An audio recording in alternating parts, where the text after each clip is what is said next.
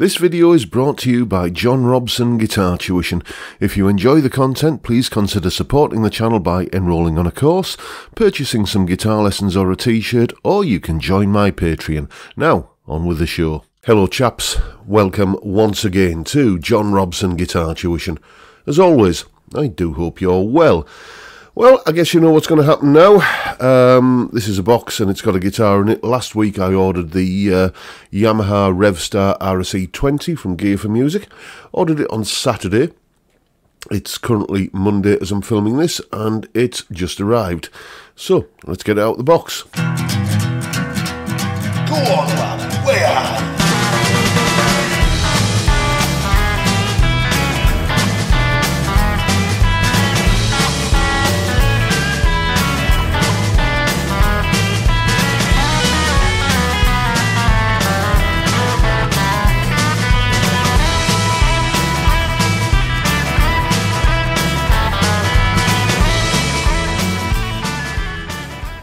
Right then, well, I guess for you chaps, the unboxing part of the video was a couple of seconds ago. For me, it was yesterday. I was just too busy with lessons to get into doing this part of the video. So I had a little bit of a noodle on the guitar yesterday, but didn't really get into it in any depth. So this is very much my first impressions of what the guitar's like. And well, let's start off with the first impressions. The thing I noticed when I took it out the box is how it looks. When I was shopping for this guitar, I was saying that I really wish they would do it in a natural finish. But you know what? In the flesh, this metallic red with the Go Faster stripes, I really quite like it, which is a surprise for me. I noticed my taste in guitars is changing lately. I've never really been a big fan of SGs, and recently one of my favourite guitars is the Epiphone Standard 60s SG. So, you know, things are changing around here. Yeah, I like this finish. I don't feel like I would, you know, be hankering for it in a different finish. Anyway,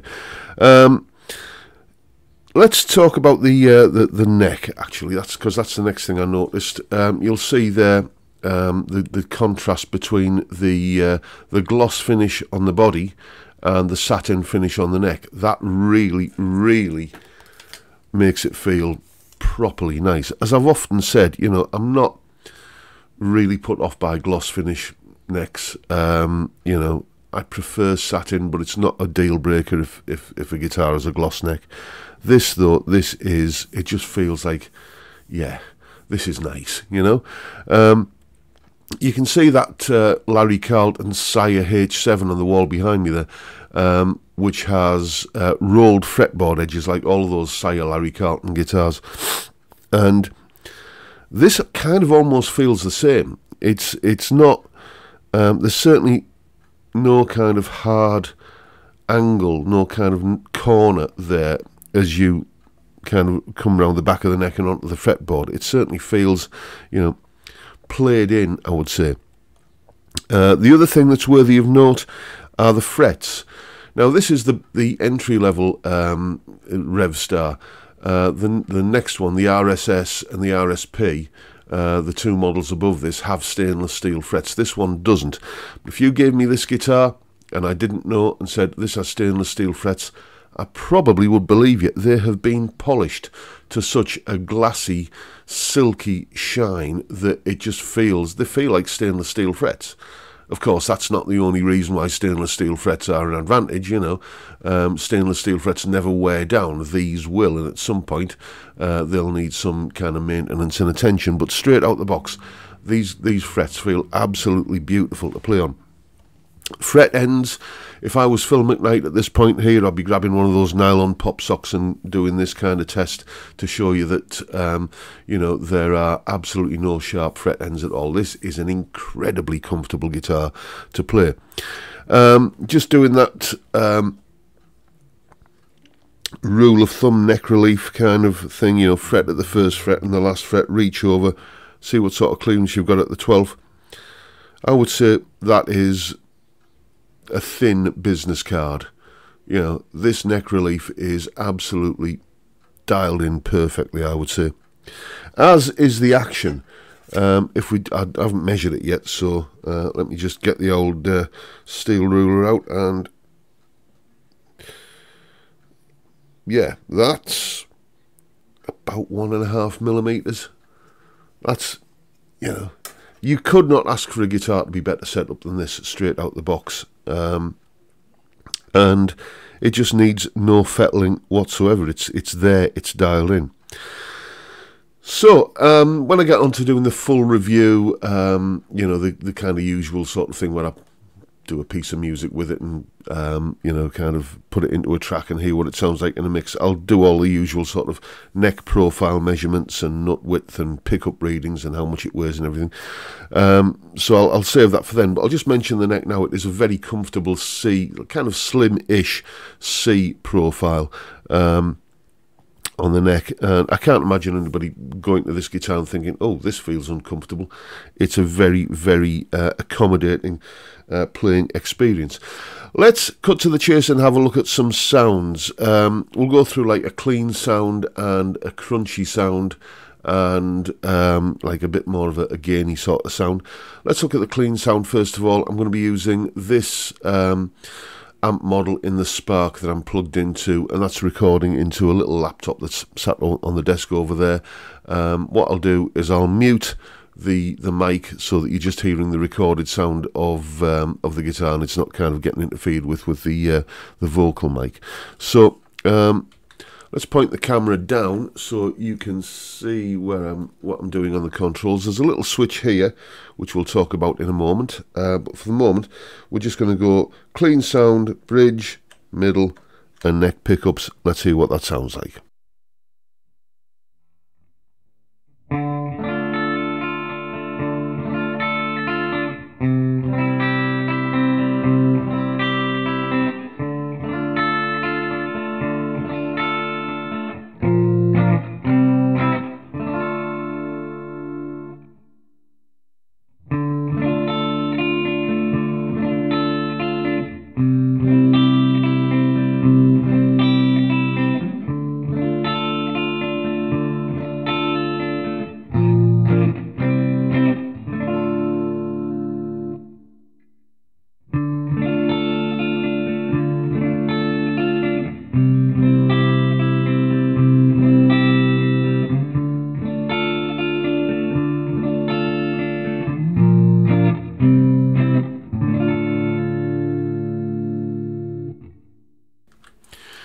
Two words spring to mind there: warm and transparent. A very, very pleasant, quite vintage humbucker voice there, I would say. One criticism I often have with a lot of humbucker guitars these days is that they sound great on the dirty channel, but the clean channel is always just a little bit like a poor relation. It just never sort of, some guitars you struggle to get a clean sound out of, but not this one. Let's now go for a different sound. I'm going to go for this amp model on the Spark. This is, as you can see there, the positive grade JTM45 amp model, and we'll do a little bit of bluesy stuff again across all three pickups.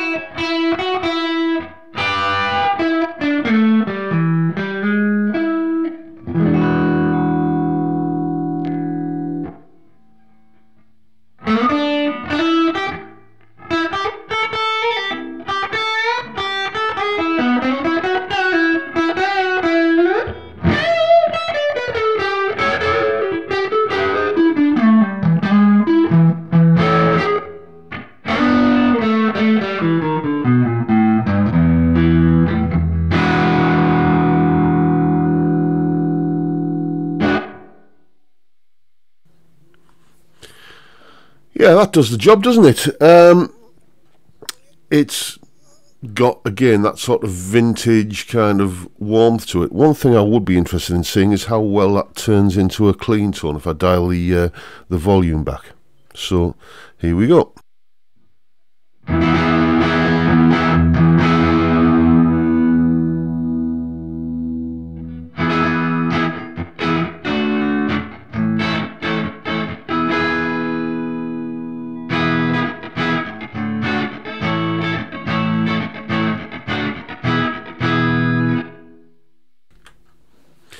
Yeah, again, it does the job. I do like a guitar. You may have noticed that I've mentioned it once or twice, where the volume control is a volume control, not just a mud switch.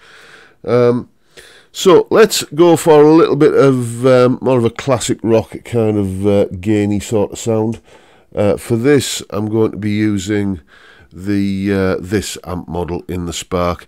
So let's see you know, what happens across it again. Bridge, middle and neck positions on the selector.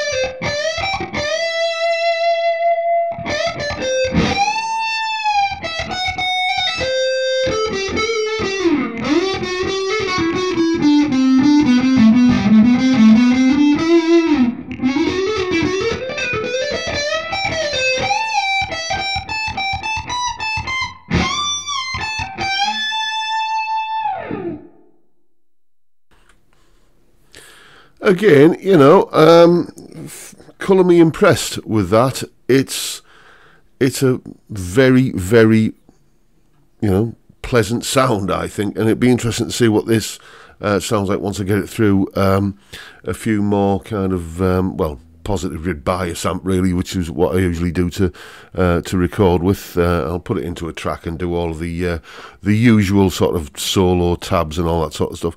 But yeah. Initial impressions are really quite favourable.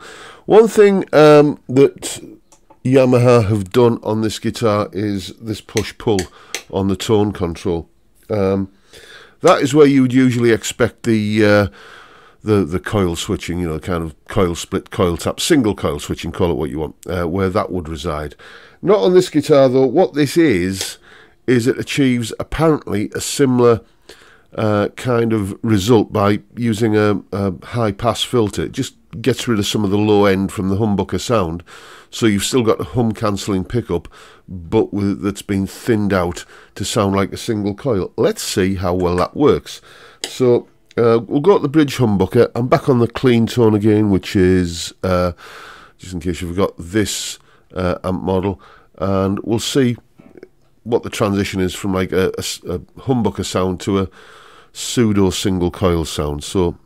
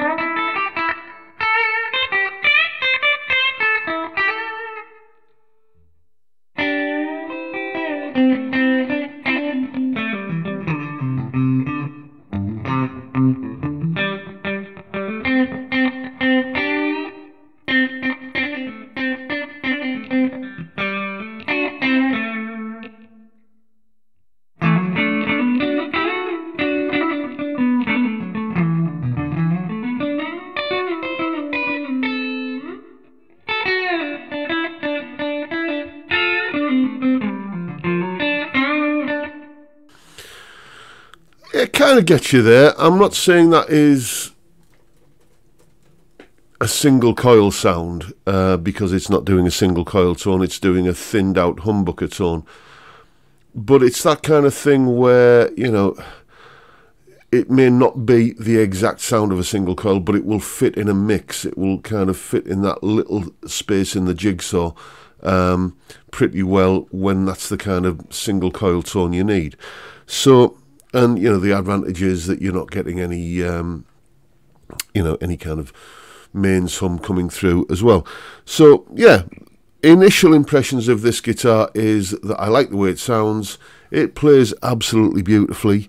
And I like the way it looks, which presents me with a bit of a problem, because this guitar was only meant to be just passing through these parts. We shall see if it stays. If it stays, then it's going to have to be a choice between this and the Epiphone Standard 60s SG, which I really, really, really do like. So I'm going to have to get my thinking cap on and decide which one of those two, which this or the Epiphone, is going to be saying goodbye. We shall see. But anyway, that's for another day.